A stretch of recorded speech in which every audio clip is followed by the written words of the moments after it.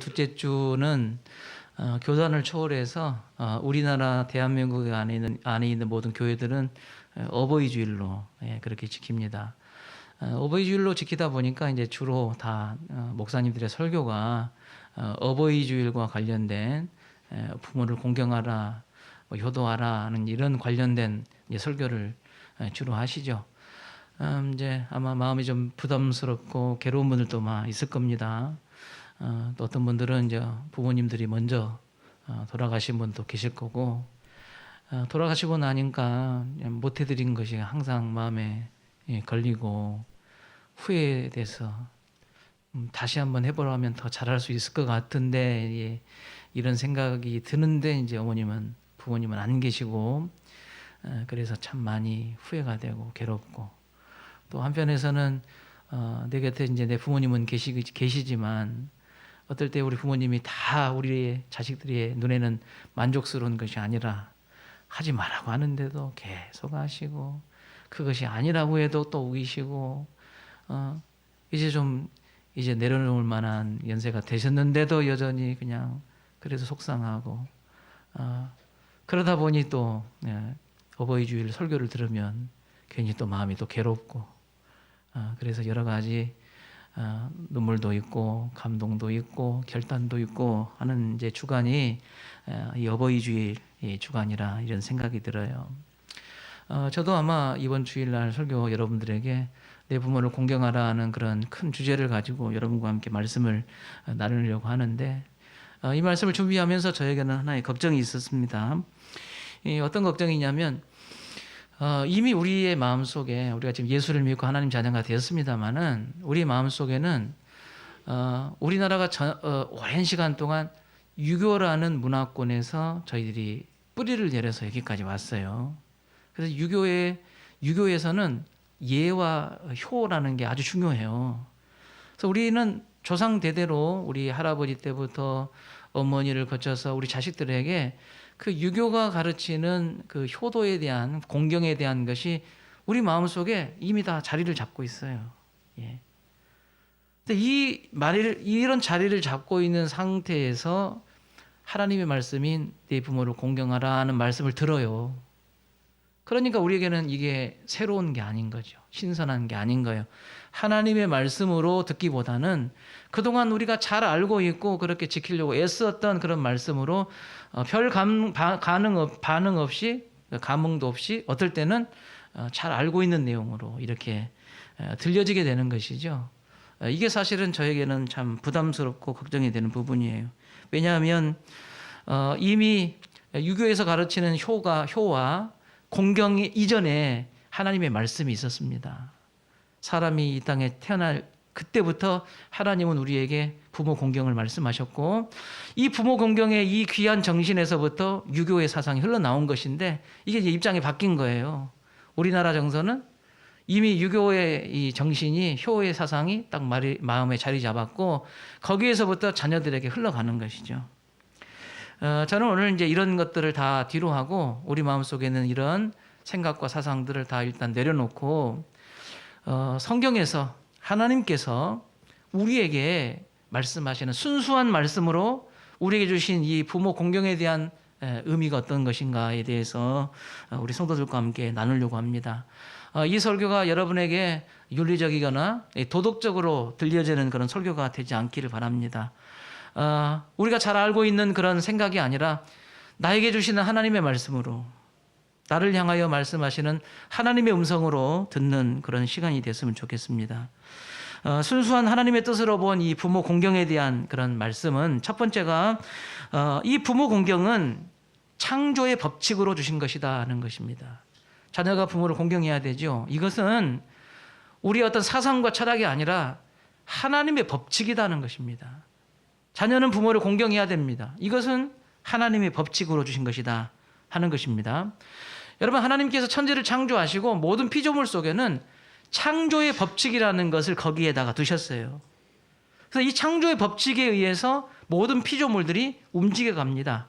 이것이 보존되고 계속 유지가 되는 것입니다.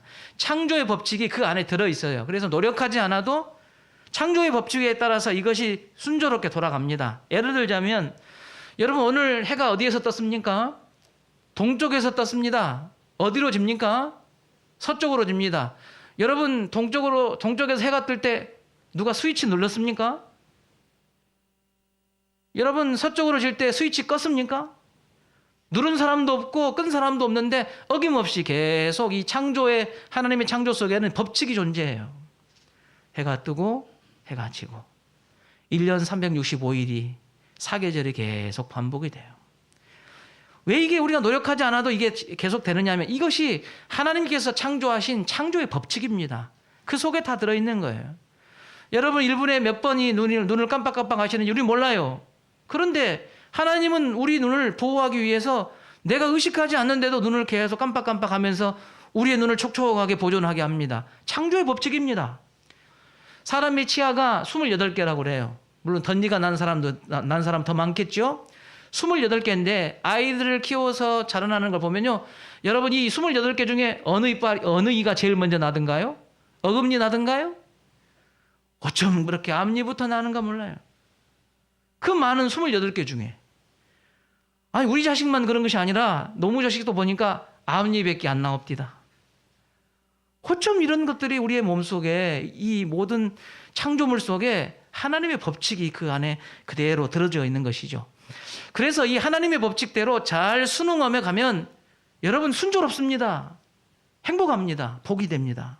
그런데 창조의 이 법칙들이 깨지기 시작하면요. 그때부터 문제가 발생하기 시작하고요. 오히려 우리에게 그것을 깨뜨리는 것에서부터 자유와 행복이 주는 것이 아니라 우리에게 불행이 찾아오고 어려움이 찾아온단 말이죠. 내 부모를 공경하라고 하는 것은 관계의 창조의 법칙입니다. 사람과 사람 사이의 관계에서 하나님께서 그 관계 속에 심어 놓으신 가장 중요한 법칙이 내 부모를 공경하라 하는 법칙으로 하나님께서 우리에게 주셨다는 거예요. 여러분 출애굽기 20장을 보십시오. 출애굽기 20장 21절 말씀 읽겠습니다. 내 부모를 공경하라. 그리하면 내 하나님 여호와가 네게 준 땅에서 내 생명이 길리라. 여러분 이 말씀이 선포될 때 여러분 세상에는 사상도 없었어요. 아무것도 없었습니다. 사람에게 나게 하시고 그 사람에게 부모 공경을 창조의 법칙으로 그들에게 말씀하셨다는 거예요. 그래서 오늘날도 여러분 부모를 공경하는 자는 복을 받습니다. 이것이 하나님의 창조의 법칙이에요. 특별히 부모와 자식 사이에서 네 부모를 공경하라는 이것이 모든 관계의 법칙의 시작입니다. 여러분 부모에게서 공경을 배우면 사람과 사람 사이의 관계에도 이 관계가 법칙이 흘러갑니다. 그래서 사람과 사람 사이의 관계들이 원활해지지요. 이게 여러분 중요해요. 10계명에서 1계명부터 4계명까지는 우리가 하나님을 어떻게 사랑할 것인가에 대한 말씀이라고 한다면 5계명부터 10계명까지는 어떻게 사람을 사랑할 것인가에 대한 법칙을 구분하고 있죠.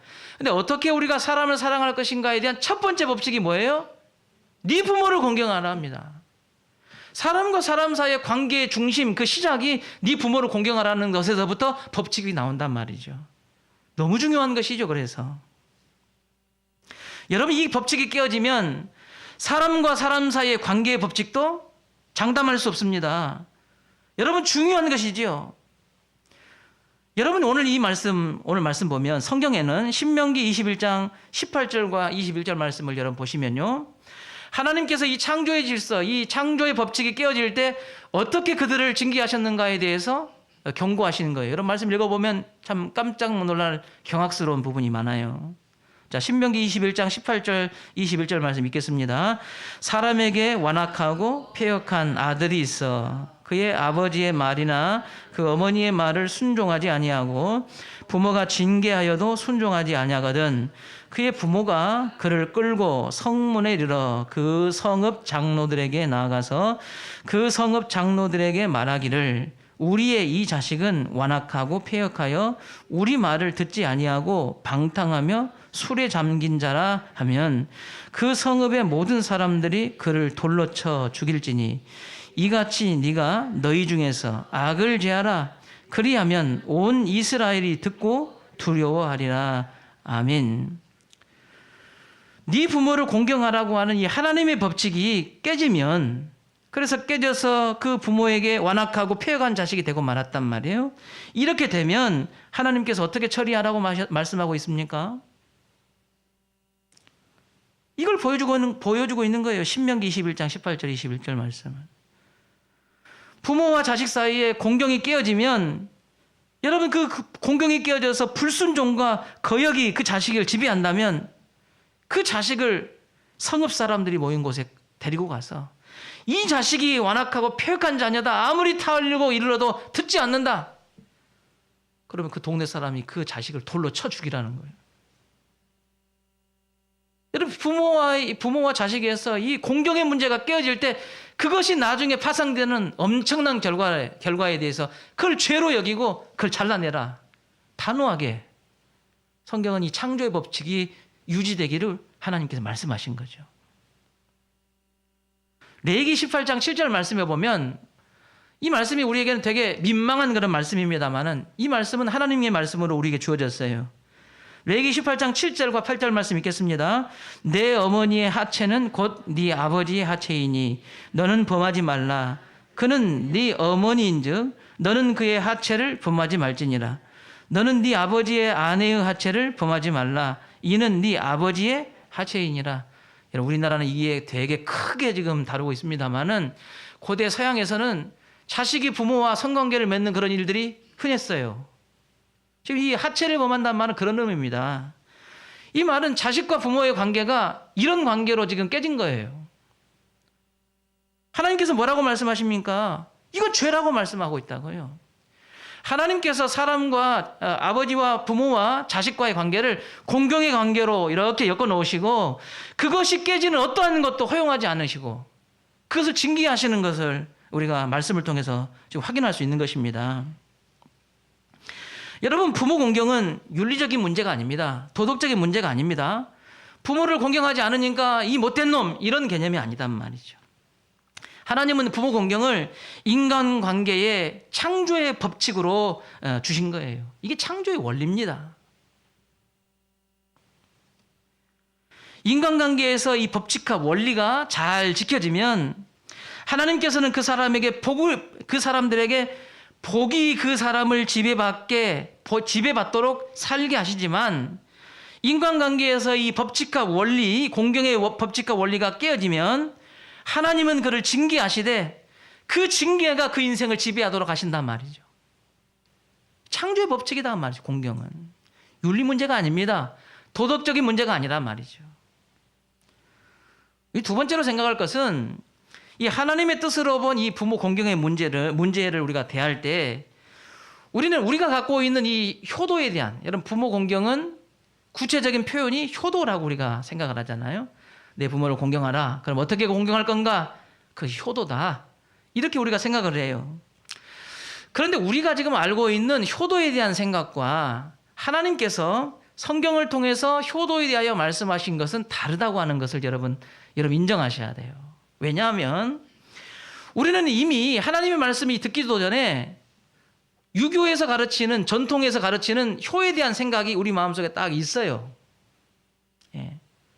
예를 들자면 여러분 뭐 스승의 그림자도 받지 말라. 성경에 없습니다. 그런 거. 근다고 해서 막 가서 볼바보지 마십시오. 근데 우리는 자연스럽게 그렇게 배워왔어요. 어른이 들어오시면 자리에서 일어나야 돼. 성경에 있습니까? 어디 마태복음 몇 장에 있습니까? 그거 없지요. 근데 우리는 그것을 예의라고 생각하고 효도라고 생각하거든요.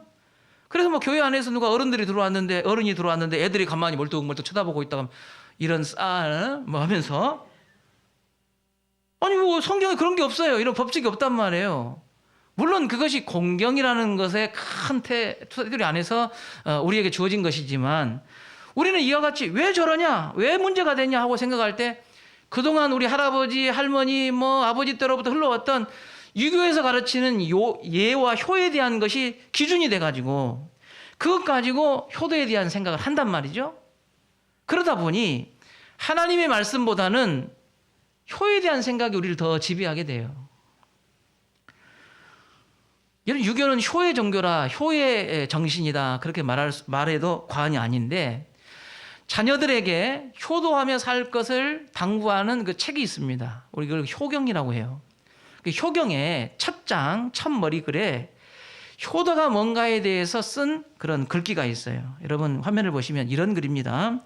신체의 머리털과 살갗은 부모에게 받은 것이니 감히 손상하지 아니함이 효도의 시작이고 입신 출세하여 도를 행하여 후세에 이름을 드날려 부모를 드러내는 것이 효도의 마침이다. 이게 효경 제1장에 나와 있는 그런 아주 중요한 머리글입니다.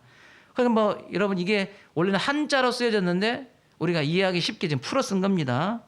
말하신 분 아시겠어요? 신체 발부 수지 부모. 이게 시작이에요, 시작. 그러니까 무엇이 끝이에요? 입신양명이 끝입니다. 이 효도의 끝이에요, 이게. 여러분 그래서 우리는요 효도하는 자식 그러면 입신양명한 자녀가 효도한 자녀라고 생각해요. 예. 입신양명이 뭐예요? 입신양명. 돈 많이 버는 거예요. 돈 많이 벌어. 예? 그리고 막 승진을 해. 이름을 날려. 여러분 어렸을 때 애들한테 유행한 그 노래 있잖아요. 텔레비전에 내가 나왔으면 정말 좋겠네. 텔레비전에 왜 나오면 왜 좋아요? 알려지잖아요. 다 알아보잖아요. 그러면 와 우리 자식이 TV에 나왔다고 그냥 부모들이 좋아가지고 막 그런다고요. 막 누구 뭐 승진, 교장 뭐 승진, 프랑카드 붙고 이름 날리니까. 이 우리가 생각하는 이게 효의 모습이거든요. 여러분 우리가 교회 안에서 이런 모습이 아주 그냥 우리를 지배하고 있다는 게 증명이 됩니다. 왜? 어떻게 증명이 되느냐? 예수 믿고 성도들이 신앙생활 하는데요. 자식이 돈 못 벌고요. 이름도 그냥 알려지지 않은 비리비리 하는 사람이면요. 교회 안에서 돈도 많이 벌고 승진한 사람 앞에서 고개를 숙이고요. 고개를 못 들어요. 이게 우리의 마음속에 예수를 믿지만 우리의 마음을 지배하는 것이에요. 왜 고개를 숙입니까? 왜 부끄러워합니까? 왜 자신이 없어요? 자식이 출세하는 것은 효도는 그런 것이에요. 성경 어디에도 그런 것이 없는데 우리는 이것이 잘 충분하면 당당해요. 교회 앞에서도. 교회 성도들한테서 막 자식 출세해가지고 잘 됐고 하나님께서 복 받았다 그러고 뭐 자식이 그냥 돈도 잘 못 버는 것 같고 다 뭐 승진도 못하고 출세도 못해 그러면 아이고 나는 어쩌 이렇게 살까 뭐. 이 우리 마음속에 이 유교의 효 사상이 이미 우리를 지배하고 있고 예수를 믿고 구원받는 성도로 살고 하나님을 찬양하고 예배하지만 우리 마음을 지배하는 것이다 그 말이죠. 그렇다면 여러분 하나님께서 말씀하시는 효도는 뭡니까? 여러분 하나님께서 진짜 효자를 뭐라고 부르고 어떤 사람을 효자라고 부르냐 말이에요. 돈이 많고 착하고 교회 잘 다니고 그런 사람을 효자라고 말하는가? 여러분 목사님들마다 뭐 다를 수 있겠지만 성경을 연구하고 하나님의 뜻을 성도들의 생각 속에 세워가고자 원하는 제 입장에서 성경이 말하는 효도, 성경이 말하는 효자, 성경이 말하는 효녀는 바로 이런 사람이다. 먼저 예수 믿어야 됩니다. 예수 안 믿으면 효자 아닙니다. 여러분 돈 많이 벌어서 여러분한테 좋은 옷 사줘도 효자 아닙니다. 여러분 나는 예수 믿어서 천국 가서 하나님의 영광 속에 살지만 예수 믿지 않으면 아무리 돈 많아도 출세한 내 자녀라도 지옥 갑니다. 여러분 자녀가 지옥 가는데 그 어떻게 효자예요 그것이? 여러분 예수를 믿어야 됩니다. 예수를 믿어야 돼요. 예수를 믿을 때에 하나님의 자녀가 됩니다. 하나님의 자녀는 이 땅에 남은 시간 동안 예수님의 제자로 사는 거예요. 그래서 하나님을 믿음으로 예수 그리스도를 믿음으로 하나님의 자녀가 돼서 이 땅에서 예수님의 제자로 사는 자가 그 사람이 효자입니다. 그 사람이 효녀예요.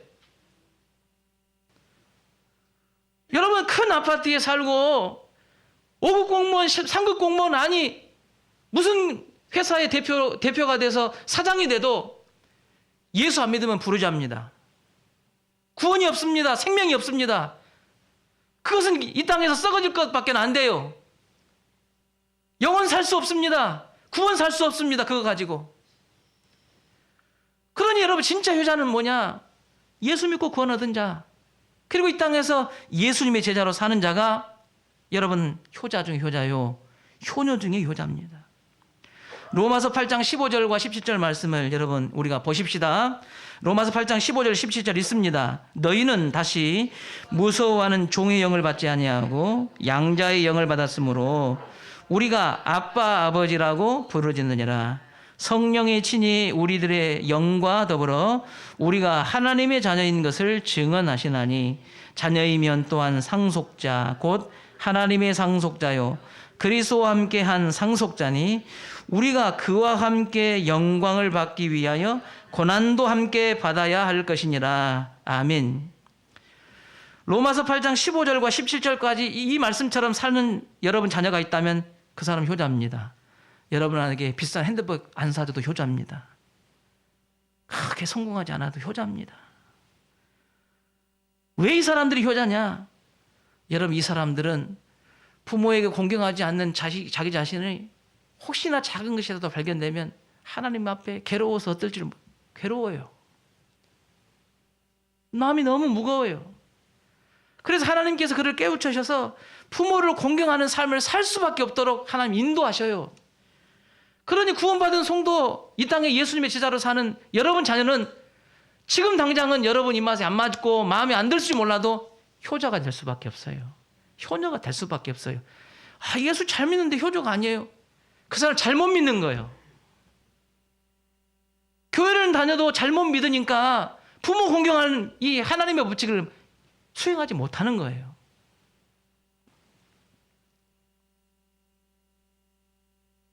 저는 여러분의 자녀들이 돈도 많이 벌고 사회적으로 유명해져서 영향력 있는 자녀가 되는 것이 유교적이다. 우리는 이것을 배척해야 된다. 그렇게 하는 것이 세상적이다. 저는 그렇게 말씀드리고 싶은 것이 아닙니다. 여러분 돈도 많이 벌고 세상적으로 영향력 있는 자녀가 된다면 훨씬 더 복음 전하는 일에 잘 쓰임받을 수가 있을 겁니다. 그러나 아무리 출세하고 돈이 많아도 그리스도인이 되지 않으면 의미가 없단 말이에요. 의미 없어요. 많은 우리 그리스도인의 성도들이 믿음 세워나가는 자녀들의 믿음 세워나가는 데에서는 좀 잘 못하는 것에 대해서 관대해요. 근데 무엇에 대해서는 아주 예민하냐면 돈 조금 벌고 열심히 안 살고 성공 못하는 것, 그거 가지고는 너무 가슴 아파하고 괴로워해요. 이게 무슨 영향이라고요? 세상적 영향이라고요. 이게 유교적 영향이에요. 이게. 여러분 순서를 바뀌어도 괜찮아요. 네, 순서가 먼저 출세해라. 공부 열심히 해야 출세한 거예요. 열심히 노력해 출세한다. 돈도 많이 벌어. 여러분 그래도 그 자녀가 그리스도인 되지 않으면 문제라고요. 이게.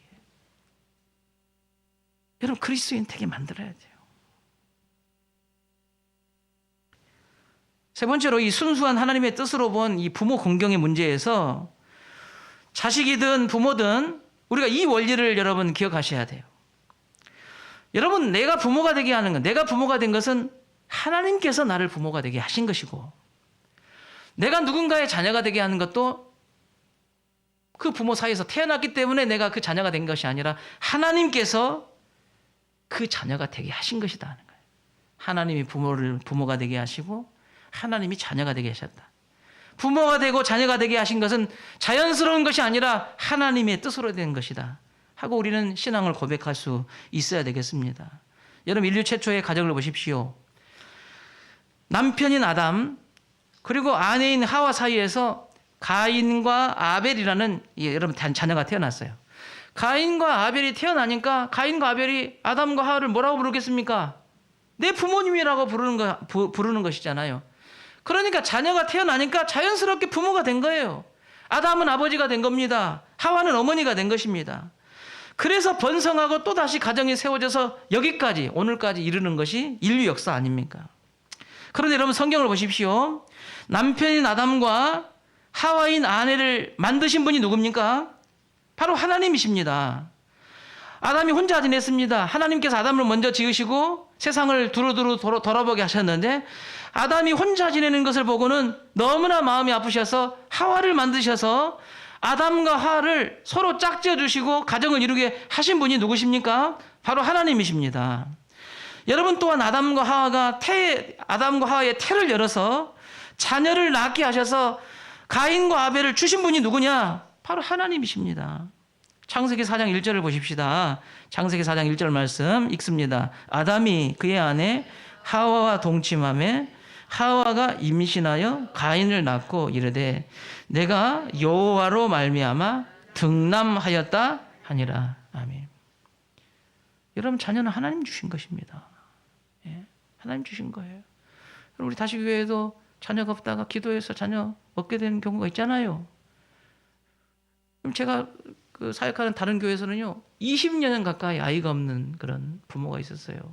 그럼 뭐 20년 동안 아이가 없으니까 뭐 시험과 나이도 해보고 얼마나 많이 그 집사님이 고생을 했는지 몰라요. 그래서 온 성도들이 막 금식하고 기도하고 간절히 기도했어요.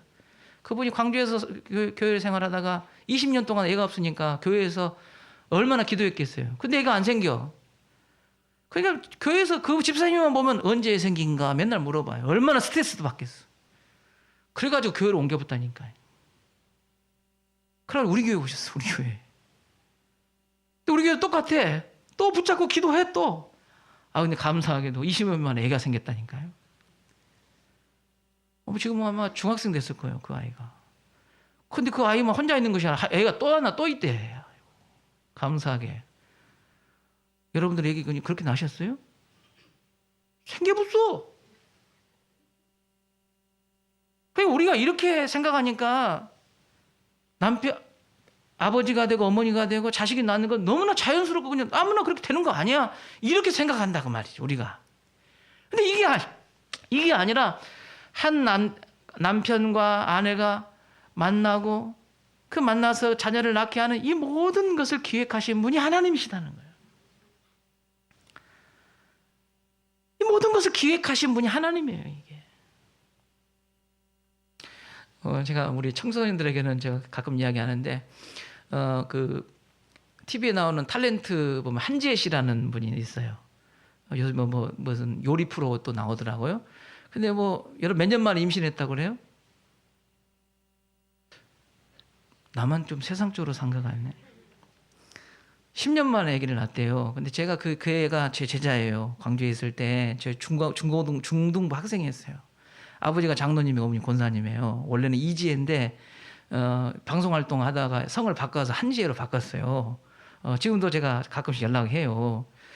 근데 그 아이가 신앙생활 별로 못했어.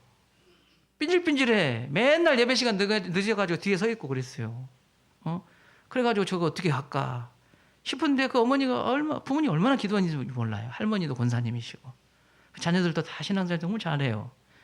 근데 어떻게 그냥 법조계에 있는 남편 만나가지고 어떻게 했는데 보니까 신우회 해가지고 또 신앙생활도 잘하더라고. 또 TV 보니까 그 자녀를 위해서 얼마나 기도했겠어요, 주변에서. 그런데 안 될 것 같은 그것이 하나님께서 열어두시니까 아이를 갖게 됐잖아요. 참 순선했으면 좋겠어요. 여러분 생명 태어나는 것 자연스러운 게 아닙니다. 하나님의 역사입니다. 생명이 태어나서 나를 향해서 아빠, 엄마 부르는 건 당연한 게 아니라 하나님의 인도하심이에요. 하나님이 나를 아빠 만든 거예요. 하나님이 나를 엄마 만든 겁니다. 근데 우리는 이런 생각을 별로 안 해요. 그냥 다른 가정이 다 그렇게 되니까 그렇게 된가 보다. 이렇게 생각하지 그 속에 있는 성경적인 하나님의 진리가 그 속에 있다는 것을 우리가 잘 인정하지 않습니다. 여러분 오늘 우리가 잠언을 폈어요. 여러분 잠언은 이스라엘 왕 솔로몬이 지은 지혜서입니다. 여러분 솔로몬 아버지가 누굽니까? 다윗 왕이죠. 그 위대한 다윗 왕이 솔로몬의 아버지예요. 근데 다윗 왕 밑에는 아들들이 되게 많았어요. 근데 이 솔로몬은 결국 솔로몬이 왕이 됐잖아요. 그 아버지의 뒤를 이어 왕이 됐어요. 그런데 많은 왕자들 중에 솔로몬은 꼴찌였습니다. 꼴찌. 그러니까 왜 겉으로 풍겨나는 왕의 위엄이라든지 뭐 왕의 직무를 수행할 수 있는 능력이라든지 그다음에 용기라든지 뭐 어떤 힘이라든지 이런 모든 면에서 왕감이 아니었어요. 왕의 자질이 별로 낮았습니다. 그래서 꼴찌였습니다. 꼴찌. 그런데 그 왕자들을 다 뒤로 하고 여러분 누가 왕위를 계승했습니까? 솔로몬이 꼴찌가 1등이 된 겁니다. 꼴찌가 1등이 된 거예요. 왕의 자질로서 꼴찌가 1등이 된 겁니다. 그런데 이 꼴찌가 왕이 됐는데 그 왕위를 계승해서 이스라엘이 번성했어요. 전 세계 중심에 우뚝 선 나라가 됐습니다. 어느 정도 위대했느냐?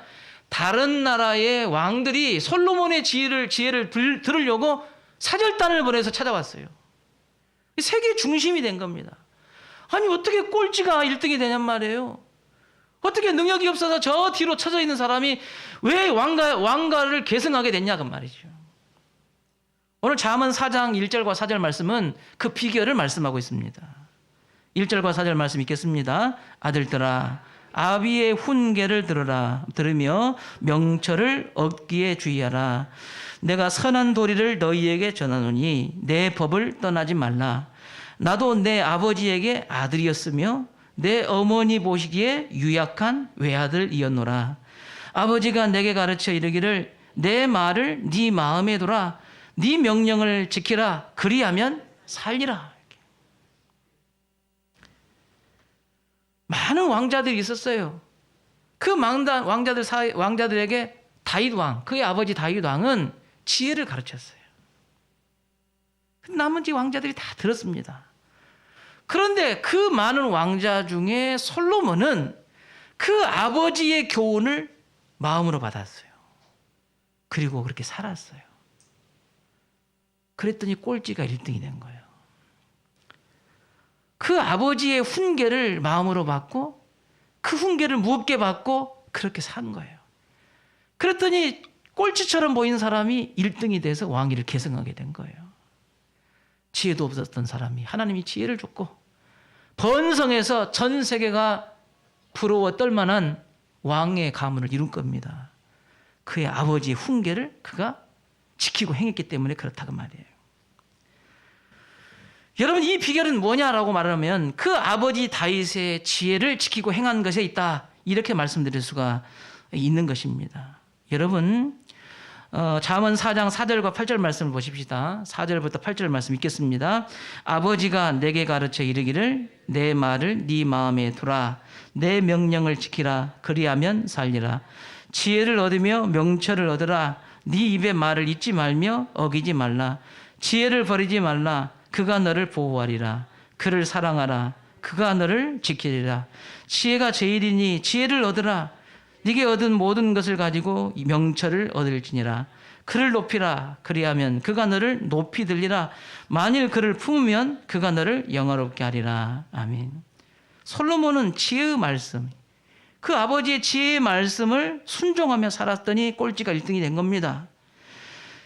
그 아버지의 이 지혜를 지키고 순종했더니 지혜와 명철을 얻게 된 것입니다. 솔로몬은 보호를 받았습니다. 지킴을 받았습니다. 높아졌습니다. 영화롭게 됐습니다. 그의 아버지의 지혜를 그가 지키고 행했기 때문이에요. 여러분 그 아버지가 전해준 이 지혜는 무엇입니까? 그건 하나님의 말씀이었습니다. 하나님의 말씀이었어요.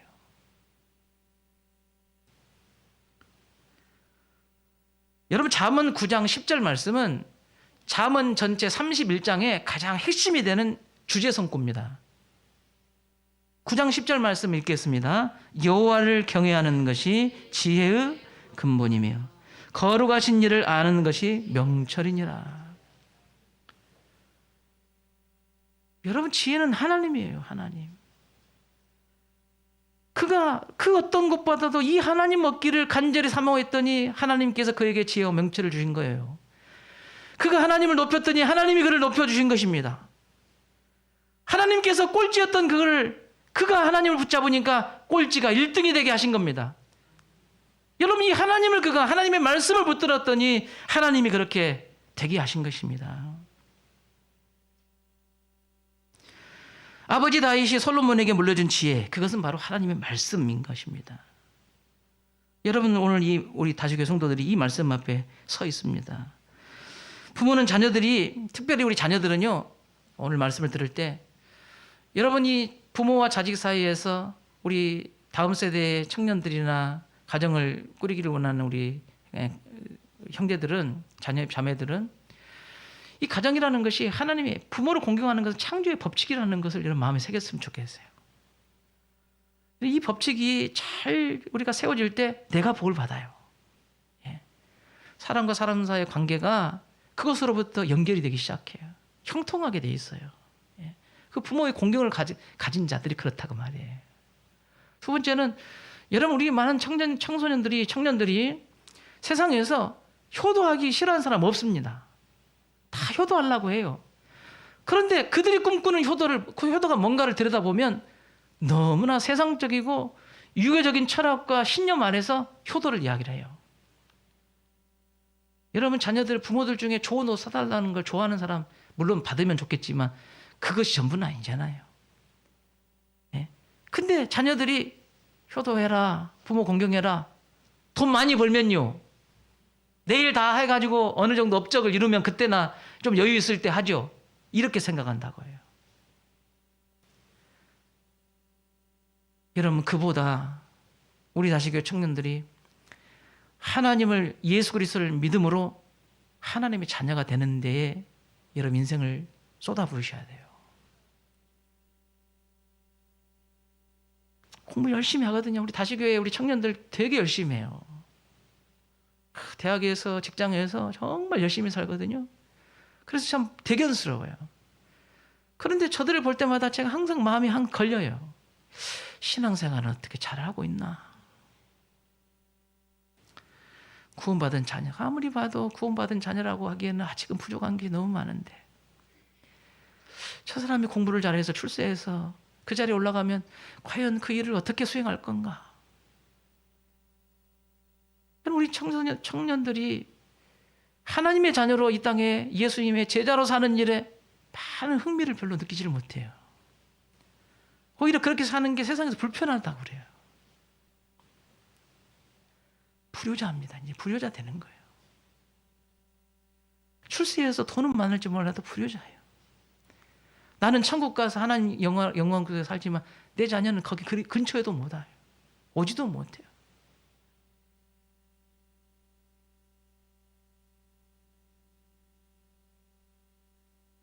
여러분, 부모들은 자녀들에게 지식을 물려주기를 원해요. 능력이 있어야 성공하다고 하잖아요. 그러나 성경은 우리에게 뭐라고 말씀하고 있습니까? 하나님의 말씀이 우리 길을 열어준다고 말씀하고 있잖아요.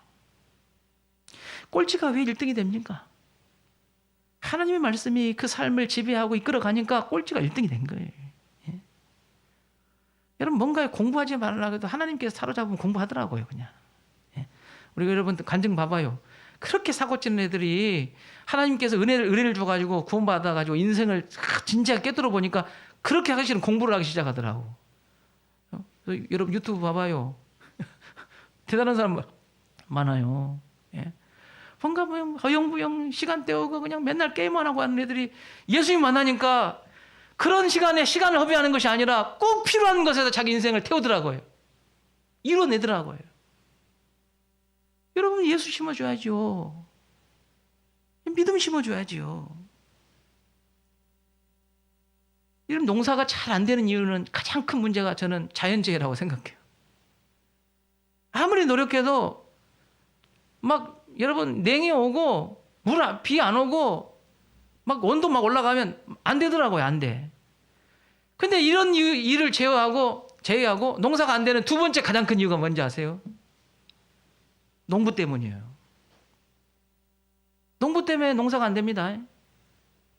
여러분, 우리가 이 자식을 농사라고 비유했을 때 내 자식이 이렇게 하나님의 형통의 길을 걷고 복을 받아야 되는데 여러 가지 운명적인 요소, 우리가 힘으로 할 수 없는 불가항력적인 요소들이 되게 많아요. 그것 때문에 무너지는 경우가 있습니다. 그러나 그 다음에 중요한 문제가 뭐냐? 그 자식의 문제는 부모의 문제예요. 그건 부모의 문제입니다.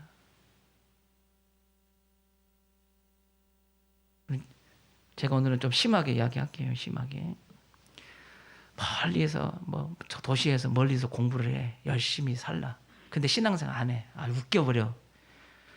돈도 많이 주고 좀 있으면 승진도 하고 출세도 해.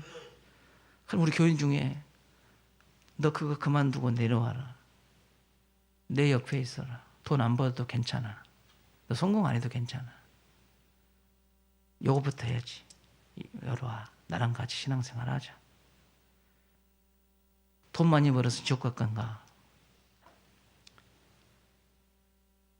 엄마랑 아빠랑 같이 천국 가자. 그거 포기해라 그냥.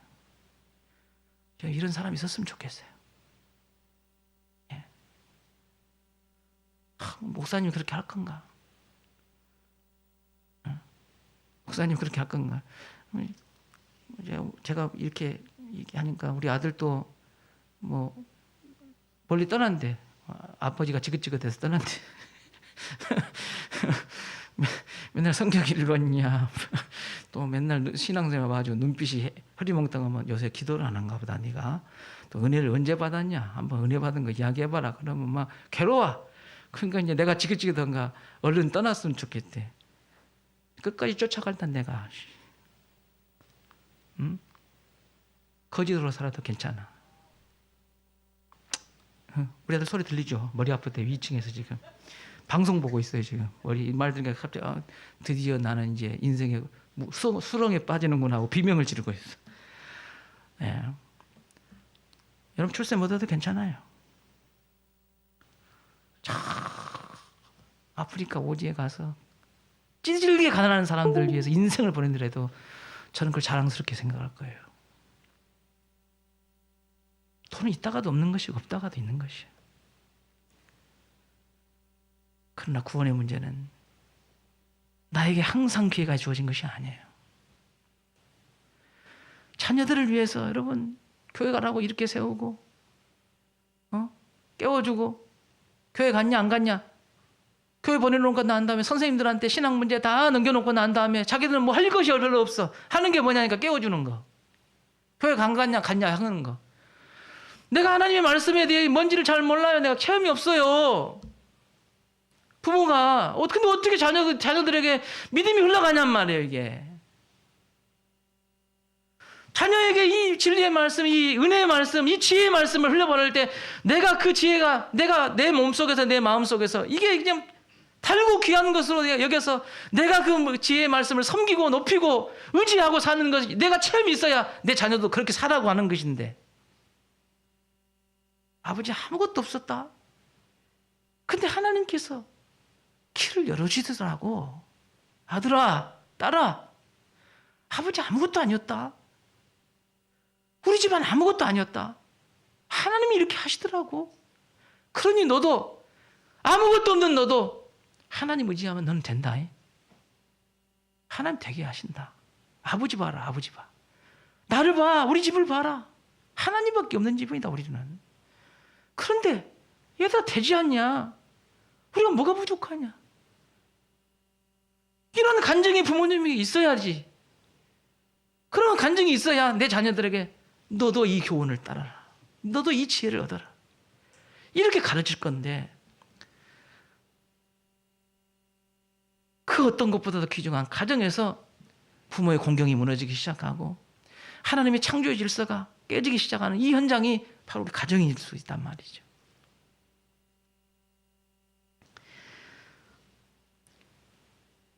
하나님의 관계의 법칙을 가정에서 세워가시는 우리 성도들 되시기 바랍니다.